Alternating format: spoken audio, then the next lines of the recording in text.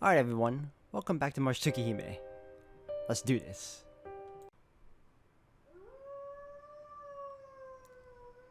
It sounds like it's coming from outside the mansion. I seriously doubt I can fall asleep like this.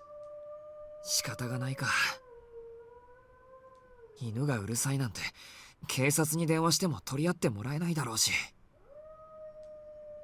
Yeah, that dog is loud. Or a wolf. I get up from bed and change into my school uniform. The others must be having trouble sleeping too. I'm the only man in the mansion, so I should go see what's happening.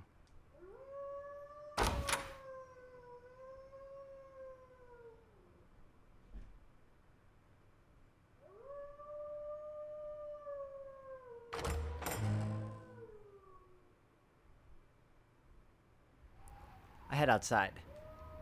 The night is eerily still, like something frozen in place. The moon is hidden by clouds. Even the light from the lamppost is perfectly constant, like splotches of fallen paint on a canvas.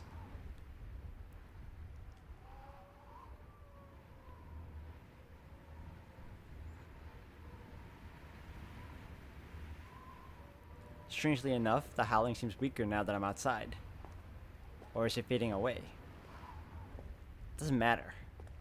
The nagging pain it's causing isn't in my ears, but my brain and eyes. Hearing it sets my heart pumping and my whole body on edge, a feeling I can't control at all. さい。 Each step feels heavy. I've lost some feeling in the tips of my fingers. Then, I realize something. I can see my breath, a pale white against the cold. It's quiet outside the estate, like someone hit the pause button. My shadow is the only thing moving in this motionless world. I feel thirsty for some reason. The high walls bordering the estate stretch alongside the darkened road. I warm my numbing fingers with my breath, walking towards where I suspect the dogs have gathered.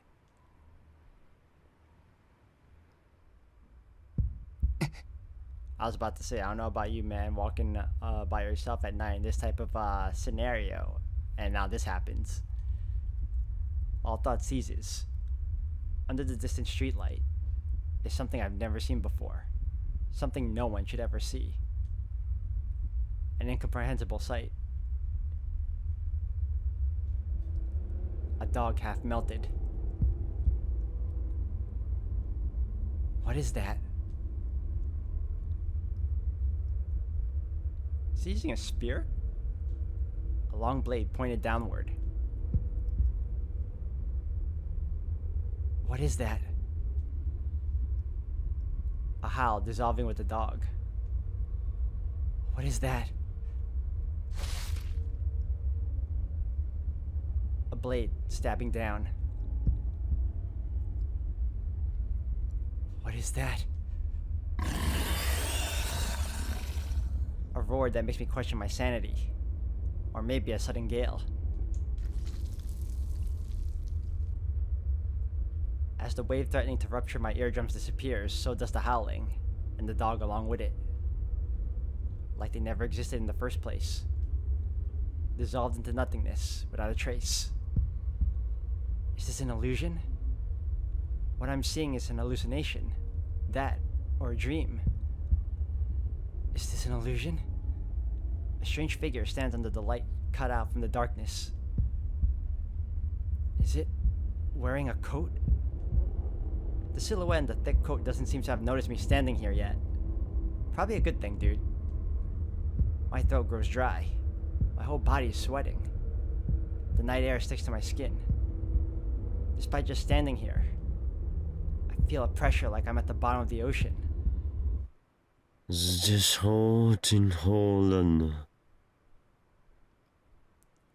A language from a far-off land enters my ears. It sounds German. I'm so dizzy it feels like I could pass out.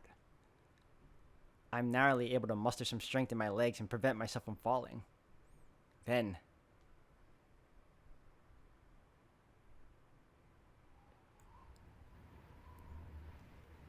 all I see is an ordinary, empty public road. Imagine seeing that, man. That that's frightening. I gasped as my lungs hungrily sucked in oxygen. I hadn't noticed, but it seems I hadn't been properly breathing ever since I left the main gate.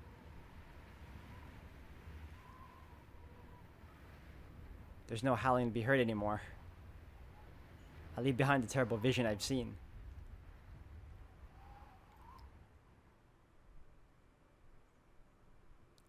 I returned to my room. Thankfully, safe. It didn't seem like the others are still awake. I guess I was the only one bothered by the howling. It's strange. My head is still pounding. あれなんで震えてるんだろう俺 My fingers are quivering. My whole body shivers. My spine is freezing. If I were to compare it to something, it's like my spinal cord has been torn out and replaced with a pillar of ice. Nausea hits me like a sack of bricks. Is this my usual anemia? It feels like the contents of my head are being dumped out onto the floor. I see something I don't want to see on the way down. Oh, the lines. Even with my glasses on, I can see the lines. Bile rises in my throat as my eyes recoil from the sight. The result of trying to avoid seeing them these past 7 years. My mind can't take this. This probably means his ability is getting stronger. I feel sick. The dizziness from my anemia as my stomach trying to escape through my throat. 嘘だろどうなってるんだこれ I don't understand. As long as my eyes are open, the scribbles continue to invade my senses. 悪い夢だ I somehow make it to my bed. Yes, I should just go to sleep. That's the quickest way to deny the reality in front of me. My body won't move how I want it to. So I'll stay like this, like a corpse. I'll just sleep like a puppet with its strings cut.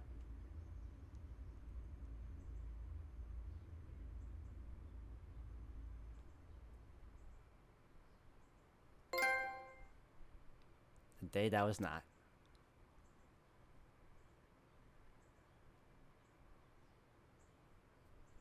Oh, okay. Next day. Let's do a new file. Just in case. Impulse inversion.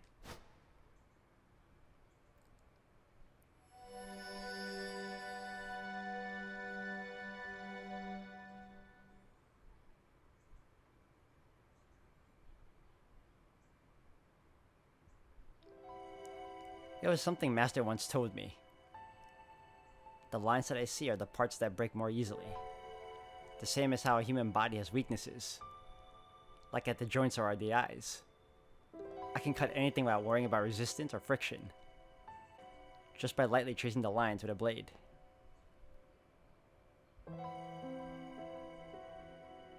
Whether it's a human body or an inanimate objects. There are lines in all that I see.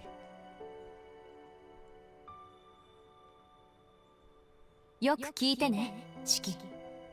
あらゆるものは壊れてしまうという運命を内包しているの。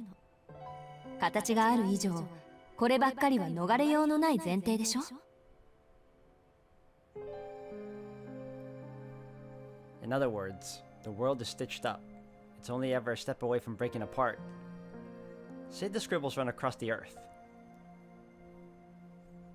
Then one day, for maybe no reason at all, the ground could come apart and everything would break. That's what my reality is like. そして、私たち人間はさらに細かく壊れやすい。怪我も回復も、老化も成長も、流星も衰弱も、すべては終わりに近づく変化だから。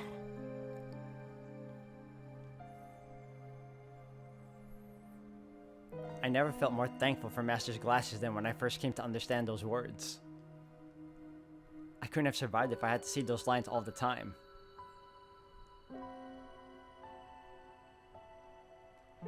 Fragile lines in all things. An unbound, unstable world. Nothing can be gained from seeing them. Nothing at all.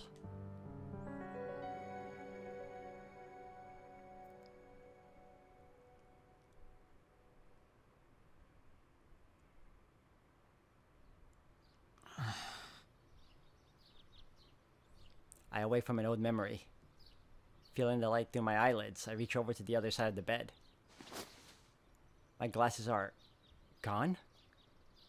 As worry creeps in, I try the other side of the pillow where I find my glasses waiting for me. I usually make sure to place them on my left. It must be because of that awful headache I had last night. I put on my glasses before I open my eyes. The ritual would probably look strange to anyone who saw it, but I try to avoid seeing the lines even from the moment I wake up. おはようございます、四季様。Hisui.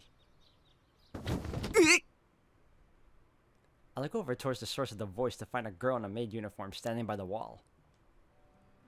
I didn't even notice her. It seems like she's been there a while too. She must be here for the same reason as yesterday, to make sure I don't oversleep. そっか、ごめん。驚くのはおかしかった。おはよう、翡翠。起こしに来てくれてありがとう。それが私の役割ですから、どうかお気になさらないようお願いします。Hisui lowers her head solemnly. I thought it said solemnity, that's why. She stops and raises it back up in one fluid motion. いえ、驚かすのが仕事ということではなく、明日は四季様を驚かせないよう努力いたします。Hisui can be a little strange sometimes. I get the impression that while she's a perfect maid, she's not quite used to speaking with people. いや、翡翠には何の問題もないと思うよ。まだ慣れていない俺が悪いんだ。I get up from the bed and realize that I'm wearing pajamas. I remember changing into my uniform to see what was up with the howling, and then I passed out on the bed after coming back. Weird. おかしいな。俺、制服のまま眠ったと思うんだけど。はい。あのままではお体に悪いので、姉さんに来てもらって、寝巻きに着替えさせていただきました。History plainly explains what happened. Well, that makes sense. They changed my clothes for me. I don't know if there's anything especially unhealthy about sleeping in my uniform, but I guess it could get wrinkled. They sure are professional mates. Hold up. 着替えだって。I quickly check my pants and underwear. Both look brand new. 翡翠。はい。何でしょう。気を使ってくれたのは嬉しいんだけど、これからは何としても起こしてくれ。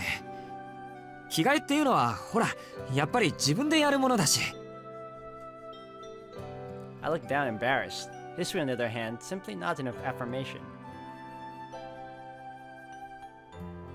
学校の制服はそちらに畳んであります。着替えがお済みになられましたら、居間においでください。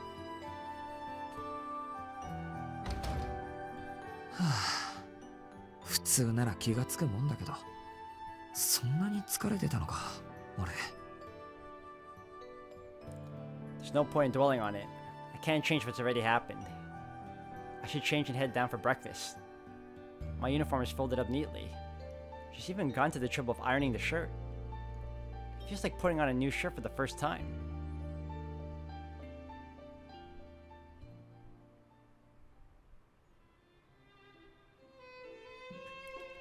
Aki and Kaku are already in the parlor.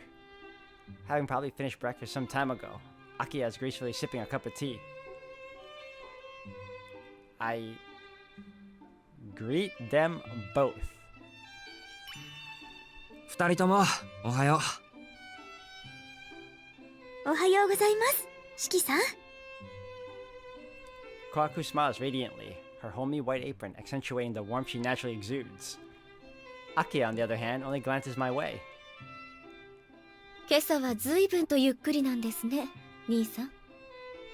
まさかとは思いますが、休日と勘違いしているとか？ Nothing ever pleases you, huh? No mercy, not even in the morning. ゆっくりってまだ7時を過ぎたばかりじゃないか。ここからうちの高校まで徒歩30分ちょいなんだ。今日は早起きした方だよ。つまり朝食にかける時間は10分だけですか。お腹を空かせた犬じゃないんですから、朝食はゆっくりとってください。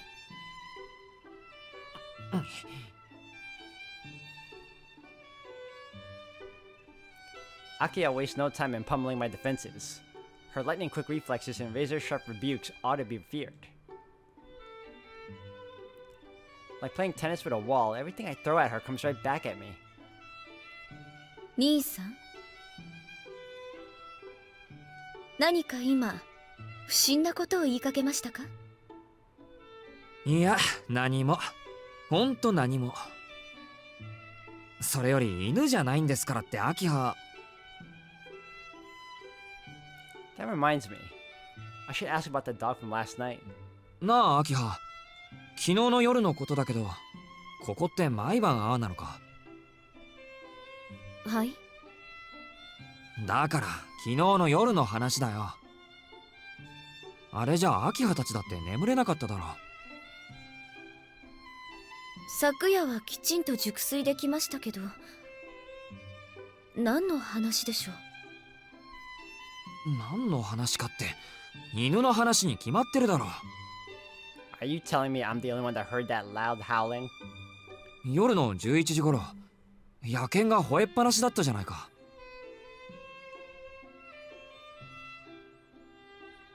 Akia and Kwaku share a glance before casting a concerned gaze in my direction. They're looking at me like I'm a madman. いえ、アキハには聞かない。琥珀さん、昨日の夜はうるさかったよね。どうなんでしょうか。確かに昨夜は風が強かったとは思いますけど、深夜の見回りで発見した異常は四季さんが制服のままベッドの上で眠っていらしたことぐらいですよ。ああ、それですか。これからは気をつけます。何かあったの、琥珀？別に何もありませんでしたよ。ちょっと四季さんの寝相が悪かったというだけですから。Kohaku dodges the question with a smile. 本当に2人とも気がつかなかったのか？昨日の夜30分ぐらい外で野犬が吠えてたのに、ワンワンワンワン、そりゃうるさいったらなかった。はあはあ、それはワンワンパニックですね。Oh ho ho ho. I can't quite tell if she actually believes me or not. まあ、わかりやすく言うとそういうこと。ふん。私はそんな覚えはありませんけど。琥珀もないでしょ？そうですね。四季さんには申し訳ないのですが、そのようなことはなかったと思います。It was loud though, but at the same time, the moment he left the house, the howling started getting lower and lower. So it could have just easily been in his head, or he's the only one that could hear it. 決まりね。あと考えられるケースといったら、兄さんは犬に吠えられる夢でも見ていたというところかしら。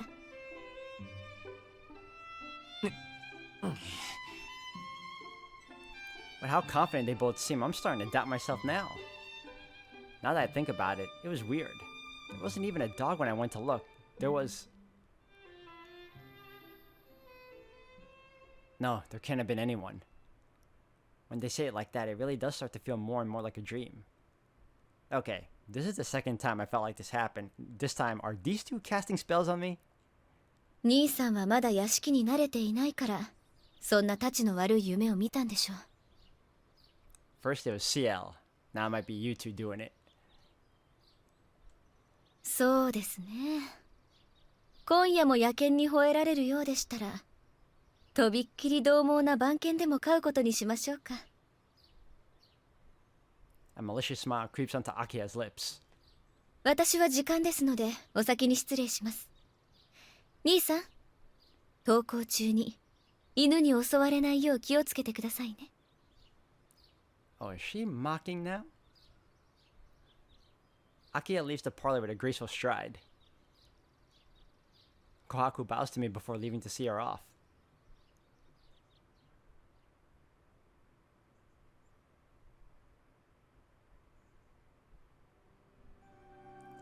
I eat breakfast in the dining room and exit to the lobby.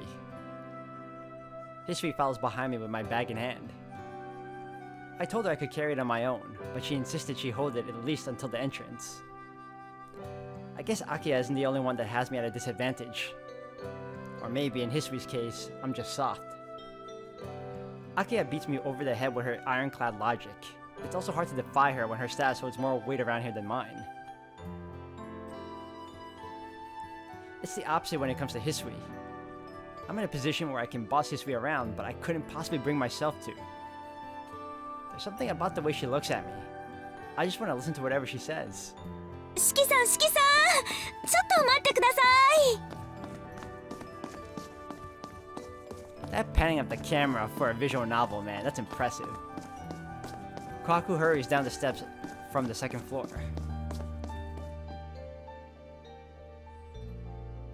Hisui draws back as Kohaku approaches. あれ、琥珀さんは明葉と一緒じゃなかったの？明葉様はお車で学校に向かわれますから。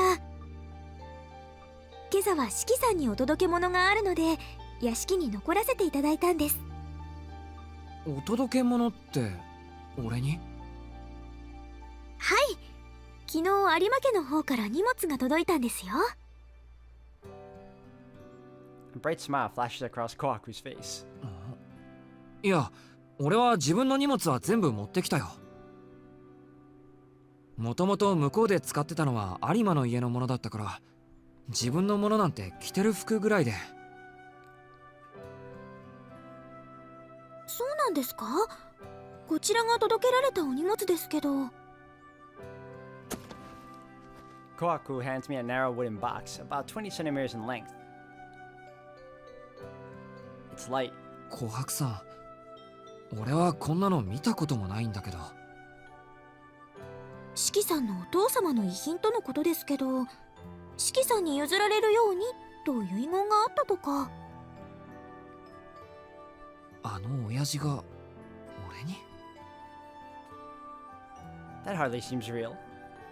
Why would the man who forced me out 7 years ago leave me something in his will? まあいいや。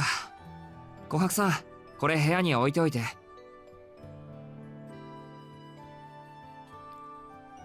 Kohaku's eyes are fixated on the box, curiosity plastered all over her face. She wants me to open it. She's like a kid staring at a birthday present. じー。 Or maybe she is a kid. わかりました。中身が気になるんですね、琥珀さんは。いえ、そんなことはないですよ。ただ、どんな贈り物なのか興味があるだけで。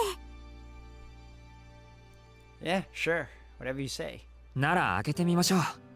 せーの。はい。The box opens with a dry clack.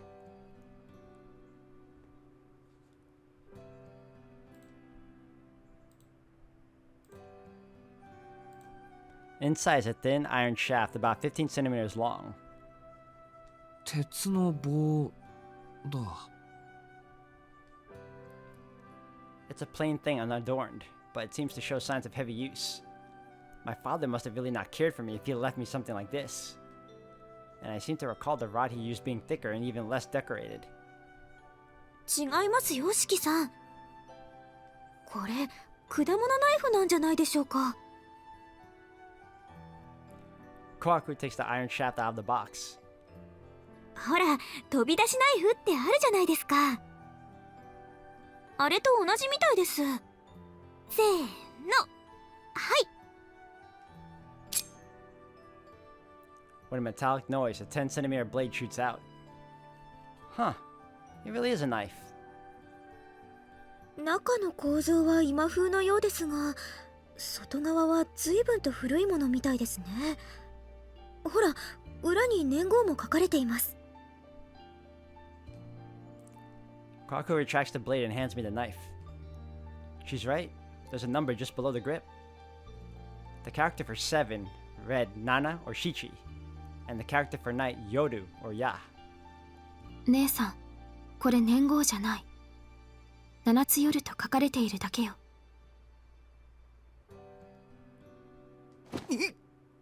7 nights.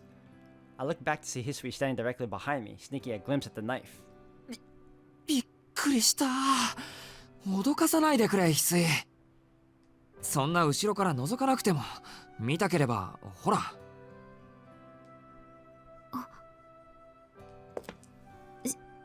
失礼いたしました。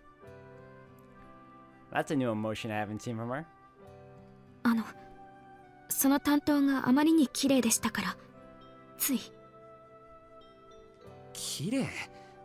これ綺麗って言うかな。どっちかっていうと鈍いというか古臭い感じだけど。そんなことはありません。由緒正しい鼓動だと思います。That knife will be your partner from now on, dude. そうなの？俺にはガラクタにしか見えないけど。Seeing Hisui so resolute about it has stirred my own curiosity. Yeah, not a bad memento now that I look at it. 七つ夜ですか。その果物ナイフの名前でしょうかね。 I don't think many people would bother naming a knife, but it does seem like a relic from a different time. I stow it away in my bag. It may technically be against the laws to carry it around, but one day couldn't hurt. I'll brag to Arihiko about it, though that depends on if he actually comes to school or not. 四季様、お時間はよろしいのですか？まずい、そろそろ行かないと間に合わないか。それじゃあ琥珀さん、届け物ありがとう。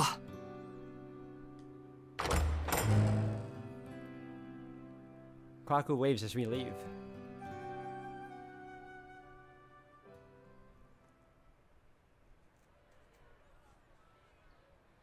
I noticed commotion nearby after we exit the main gate.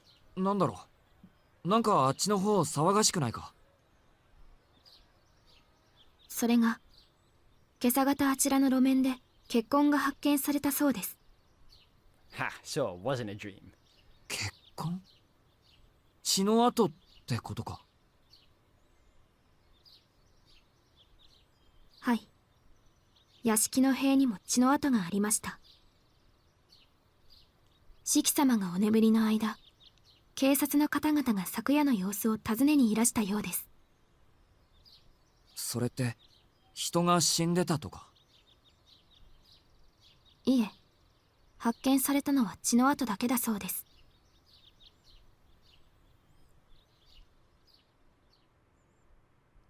The road on the east side of the estate. That's where I went to look last night. Blood. A crimson red that stains anything it touches. I don't remember seeing anything that vivid last night.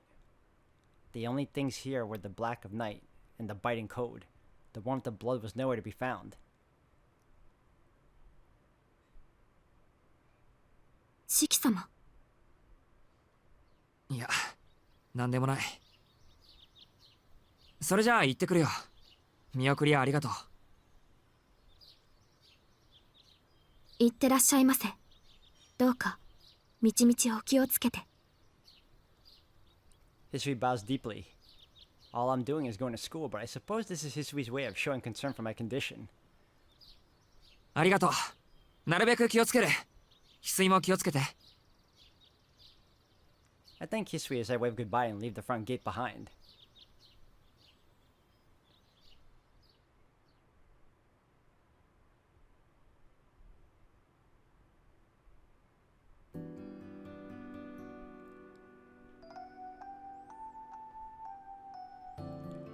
It's just before homeroom.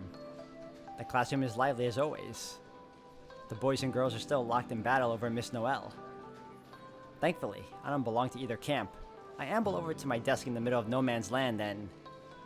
Yo! 遅いぞ、殿! Oh, look who's here.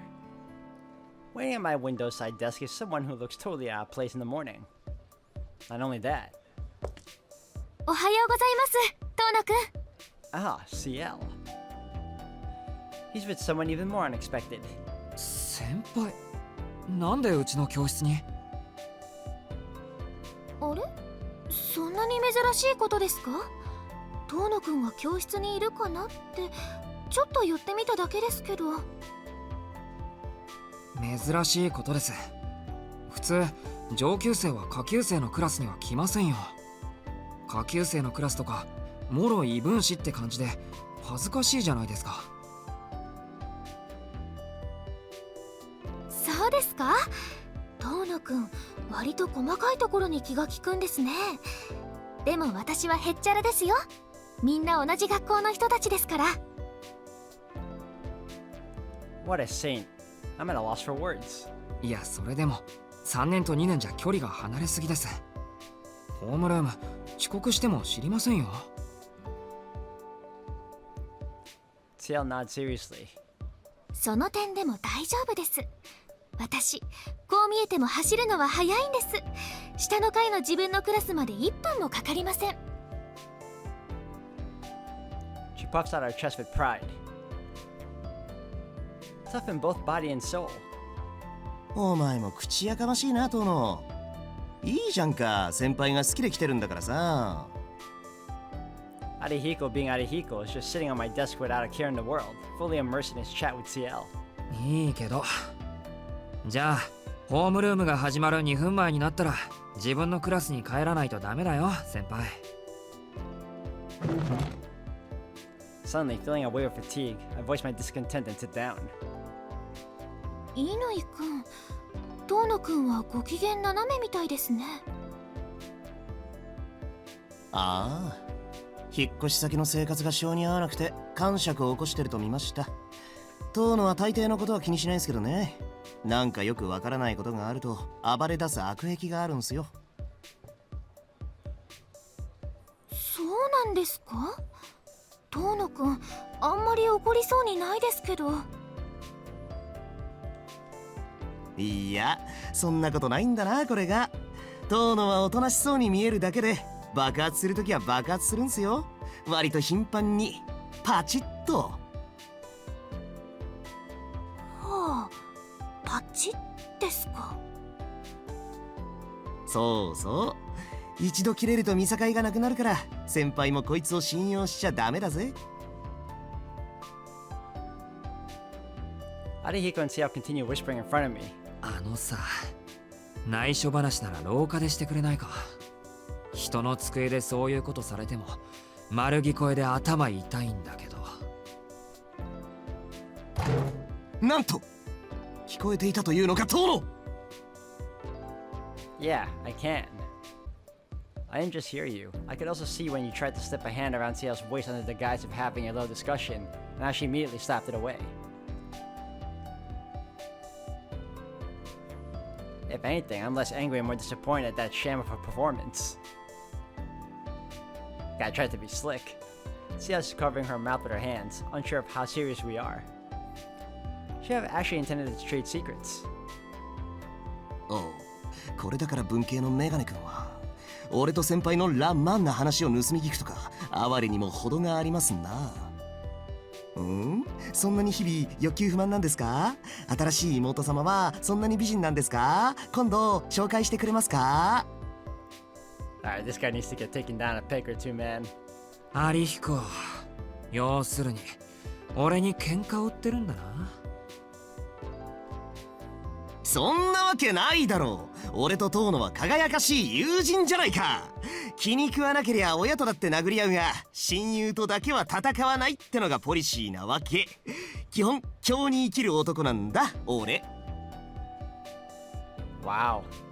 A code that puts classmates over your own parents? That's messed up. なるほど。腐ってるな、お前のポリシーは。なんだ元気のないふりしやがって。根はいつもの遠野じゃんか。たく心配して損したぜ。My bud pats me hard in the back. お前もしかして気を使ってたのか？ばっかそんなつまんないこと聞くなっての。こういうのはさりげなくやるのが美徳じゃないのさ。He thwomps my back some more. I've known Arihiko for a long time, but there's still a lot about him that surprises me. それで新しい絵はどうなんだ？見たところヘビーにストレス溜まってそうじゃんか。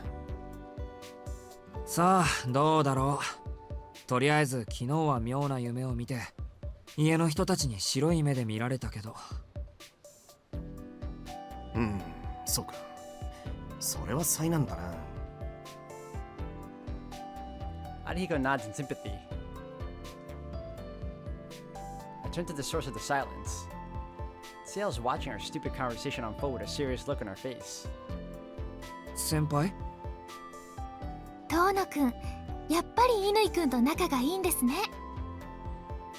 本気ですか先輩？今のを見てそう思えるなんて。そのメガネは度が合ってないですね。そんなことないです。遠野くん、乾くんの前だと気を抜いてるじゃないですか。無防備で乾くんを信頼しきってます。For some reason, a bright smile stretches across her face. Arihiko and I look at each other and tilt our heads. 羨ましいな。そうやって何の気負いもなしで分かり合える友人がいるのって憧れます。Sail lets out a sigh of genuine admiration. そうか。Arihiko and I grimace in unison. そろそろ時間ですね。私は戻りますけど、遠野くん、今朝のニュース見ましたか？と忙しくて忘れてた。まだ見てません。そうですか。それじゃあ率直に聞きますけど、今朝のニュースで大きなお屋敷が映っていました。あれって遠野くんのお家ですか？え？ History did mention that the police came around to ask some questions. ああ、それはきっとうちのことかもですね。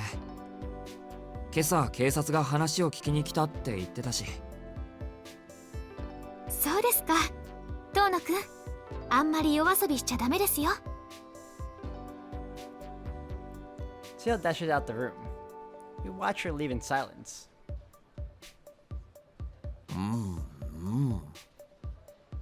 さてなあトム。なんだよ。つまんないことなら聞かないからな。Oh, you know it will be. つまらなくはないぞ。大きな疑問として、お前はいつの間に先輩の方から会いに来るほど親しくなってたんだ？ Magic. 俺に聞かれても返答に困る。話をするようになったのはここ最近だし、今日だって単なる気まぐれなんじゃないか。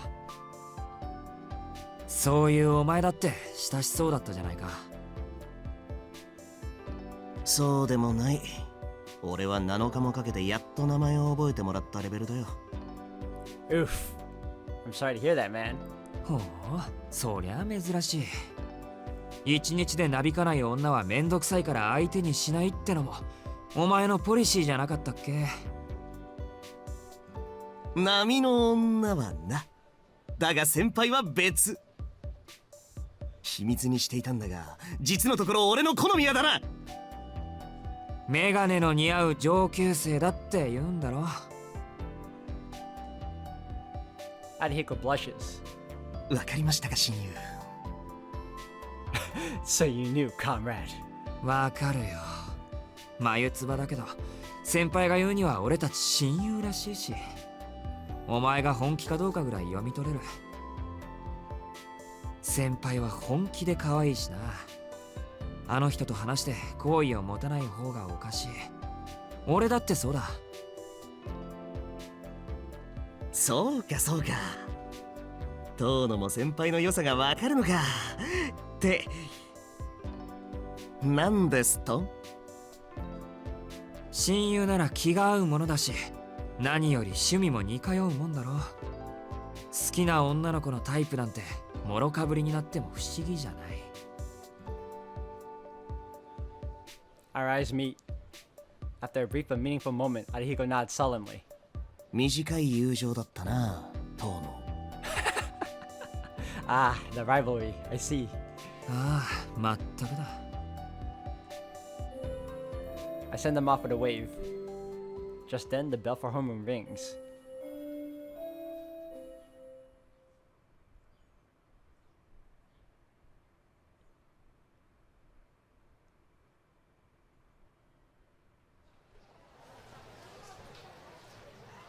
Morning classes end and lunch break begins. Where should I grab lunch? Eat in the classroom, eat in the cafeteria. Seems like a save your game moment, if anything.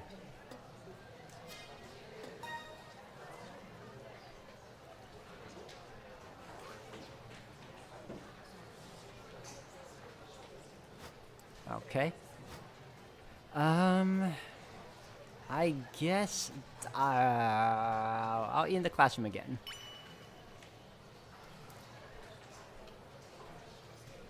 Guess I'll eat in the classroom. But I don't have much of an appetite today. Whenever I feel like this, I always throw up if I eat anything.